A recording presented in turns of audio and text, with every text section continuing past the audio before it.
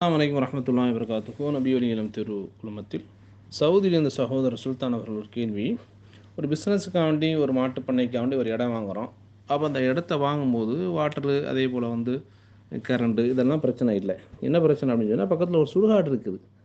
அப்போது சில பேர் என்ன சொல்கிறாங்கன்னா, சுடுகாடு இருக்குதே ஏன் இந்த இடத்த வாங்குறீங்க, அப்போ இதில் மாடுகளுக்கு ஏதாவது பிரச்சனைகள்லாம் வருமே ஏன் வாங்க போகிறீங்க அப்படிங்கிற மாதிரியான அட்ஜஸ்ட் பண்ணுறாங்க. அப்போ இதை பற்றியான நிலைப்பாடு என்ன அப்படின்னு சொல்லி கேட்குறாங்க. அதாவது சுடுகாடு பக்கத்தில் வசிக்கக்கூடாதுன்னெலாம் மார்க்கம் சொல்லலைங்க. சரியா? எல்லா பள்ளிவாசல்களுமே இதை ஒட்டி தான் இருக்குது, கபரஸ்தானை ஒட்டி தான் இருக்கிறது. கபரஸ்தான் இருக்கிறதுனால அங்கேருந்து பேய் வந்துடும், பிசாசு வந்துடும், காற்று வந்துடும், கருப்பு வந்துடுங்கிறதுலாம் மார்க்கத்தினுள்ள எந்த இதுவும் கிடையாது. இதெல்லாம் மூட நம்பிக்கை தான். அப்படிலாம் நினைக்கிறதுங்கிறது மூட நம்பிக்கை. சரியா? அப்போ அதனால் தாராளமாக வாங்கிக்கலாம். ஆனால் நம்ம என்ன இதில் பார்க்கணும் அப்படின்னு சொன்னால், பொல்யூஷன் அப்படிங்கிறது ஒரு உண்மை. எப்போ நம்ம முஸ்லீம்களை பொறுத்தவரை கபரஸ்தானில் அடக்குவாங்க, அங்கே எந்த பொல்யூஷனும் இல்லை. மாட்டு மத மக்களை பொறுத்தவரையில் அவங்க எரிப்பாங்க. அப்போ எரிக்கும்போது அதுலேருந்து நிறைய பொல்யூஷன் வரதுக்கான வாய்ப்பு இருக்குது.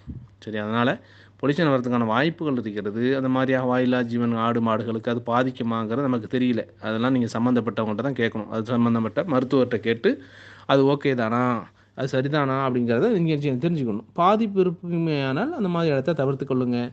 மருத்துவர்கள் துறை சார்ந்தவர்கள் என்ன சொல்கிறாங்க, பாதிப்பு இல்லைன்னு சொன்னால் தாராளமாக அந்த இடத்த தாராளமாக நீங்கள் வாங்கிக்கலாம்.